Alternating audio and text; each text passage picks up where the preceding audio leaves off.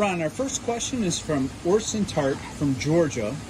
He says, "Hello, Ron. I'm a disabled veteran with mobility issues. Do you think I could use a realtor or house inspector to go look at properties I think I could put under agreement? I realize I will need to pay commission if I use a realtor. However, I won't be able to visit homes without a wheelchair ramp. If you have a better suggestion, please let me know what it is." Well, we sure do. First of all, thank you for your service. That's number one. Number two, there's no reason you'd ever need to hire a realtor unless you intend to have them sell a house for you, which you won't if you're going to lease purchase it. Anybody can go look at the house for you.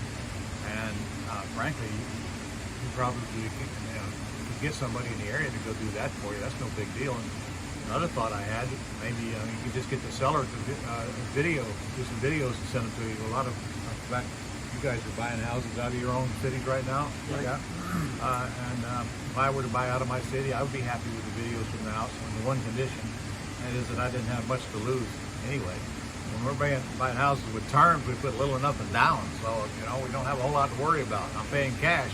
That's a different story. That's different due diligence, but I don't think you'd have any trouble going and getting somebody to look at the house for you. However, I think, this is my thought, if you were talking to a seller and they knew you were a disabled vet, you might even want to just take a photo and send it to them so they know you're not scamming them, and it might work for you. You might get a sympathy card there or working for you. Why not? You guys got any other suggestions? But it certainly ain't going to stop you from doing the business. Anything else? No. Huh? And here's an EMT. She works with a lot of disabled people, don't she? I do. Yeah. I do. She tries to get to them before they become disabled. This question is from Tina Emmons from California. Hi, Tina. Hi, Tina. Yeah. "I'm separating from my partner, and I took possession of his truck because he was in a dispute over the state with taxes. They threatened to seize his assets, so until we could get it worked out, I own the truck. Now that we are separating and he still can't own the truck, I was wondering how to structure it by using a personal property trust. I have 3 questions surrounding this. 1, do I place it in the trust and assign beneficial interest to him? Who is the trustee?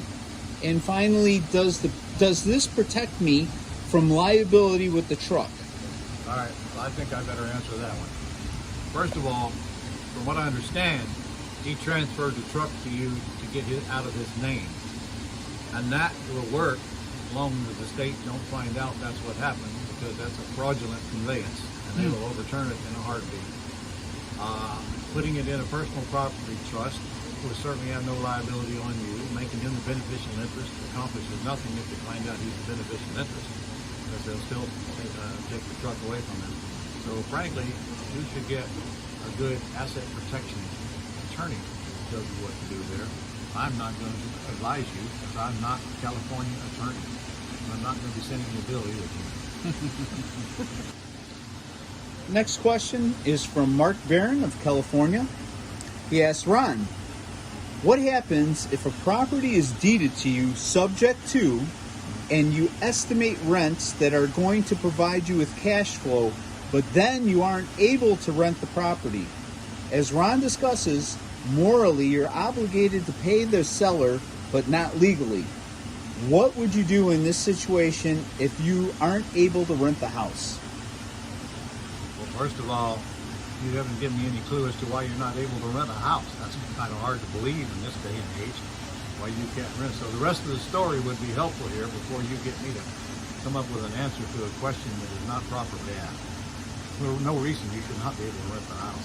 But I don't rent houses anyway. I at least purchase them. They don't give me thousands of dollars. They're not going to give me the key, right, Ann? Correct.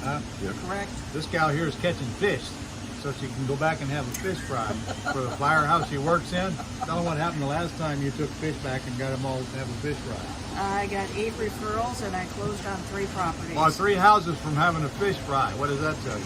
Huh? It was a great write-off. Yeah, and you're still not done with the rest of those referrals, are you? No.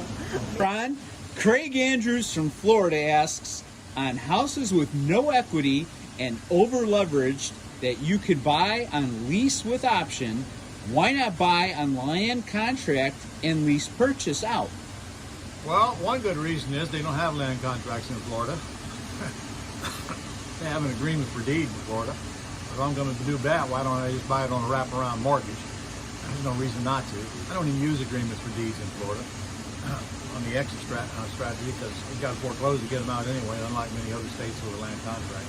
There's no reason at all. That's exactly what I do. I buy houses on a wraparound mortgage. I put a lease option 10 and buy or own. That's my favorite exit strategy, actually. And I do happen to live in Florida.